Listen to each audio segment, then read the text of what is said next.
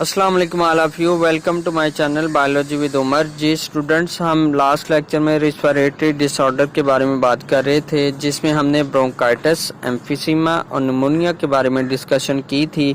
आज हम further respiratory disorder के बारे में डिस्कशन करेंगे, जिसमें अस्थमा है, लंग कैंसर है और स्मोकिंग के बॉडी में बैड इफेक्ट्स के बारे में बात करेंगे। तो सबसे पहले हम अस्थमा के इंट्रोडक्शन पे आते हैं। अस्थमा क्या है? ये एक एलर्जिक डिजीज है। इसमें एयर पैसेजवे के पार्ट ब्रोंकाई या ब्रोंक्यूल में इन्फ्लेमेशन हो जाती है और जिसकी वजह से अस्थमा पेशेंट डिफरेंट एलर्जेंस जिसमें डस्ट, स्मोक, परफ्यूम, पोलन्स वगैरह के लिए सेंसिटिव हो जाता है। और इसकी सिम्टम्स में शॉर्टनेस ऑफ ब्रीथ है, वीजिंग है, कफ है और चेस्ट टाइटनेस है। अस्थमा पेशेंट के ट्रीटमेंट के लिए ऐसी मेडिसिन यूज़ की जाती है जो कि ब्रोंकाई या ब्रोंक्यूल्स को डायलेट करने की या खोलने की सलाहियत रखती हो।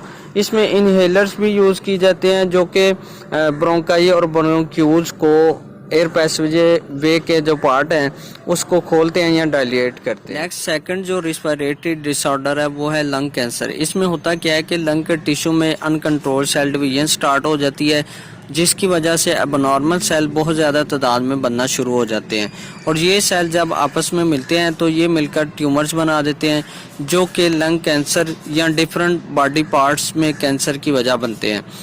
दुनिया में 1.3 million deaths annually lung cancer की वजह से होती है और इसलिए हम कहते हैं कि ये मोस्ट कॉमन काज है दुनिया में डेथ्स की। इसकी काजेज में कार्सिनोजेंस हैं, आयोनाइजेशन, रेडिएशन है, वायरल इन्फेक्शन है और इसकी सिम्टम में शॉर्टनेस ऑफ ब्रीथ है, कफिंग है और वेट लॉस है। नेक्स्ट है bad effects of smoking. Lung cancer या जितनी भी रिस्पिरेटरी डिसऑर्डर हैं उसकी मेन काज जो है वो स्मोकिंग है और तंबाकू स्मोक तकरीबन 4000 डिफरेंट केमिकल से मिलकर बना होता है, जिसमें 50 जो हैं वो कार्सिनोजेंस हैं और दूसरे जो हैं वो पॉइजनस हैं। इनमें भी निकोटीन एक पावरफुल पॉइजन है जो कि तंबाकू स्मोक में पाया जाता है और ये पास्ट में एज ए इंसेक्टिसाइड के तौर पे यूज़ होता रहा है।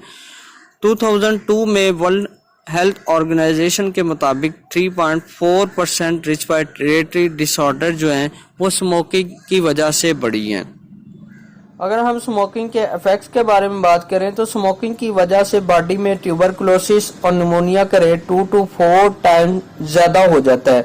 स्मोकिंग बॉडी में टीथ की वीकनेस और स्ट्रेनिंग के लिए बहुत ज़्यादा रिस्पॉन्सिबल है और जो लोग स्मोकर्स होते हैं उनमें टूथ लॉस 2 to 3 टाइम्स ज़्यादा हो जाता है।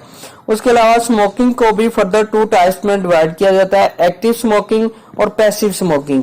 एक्टिव स्मोकिंग में क्या होता है कि पेशेंट खुद स्मोक करता है या खुद नशावर अद्वियात लेता है, लेकिन पैसिव स्मोकिंग में पेशेंट किसी दूसरे की स्मोकिंग की वजह से ये स्मोक को इनहेल करता है और जिसकी वजह से इन पेशेंट में हार्ट डिजीज का रेट 25 से 30% ज्यादा हो जाता है और लंग कैंसर का रिस्क भी 20 से 30% इन लोगों में ज्यादा होता है। Thank you for this.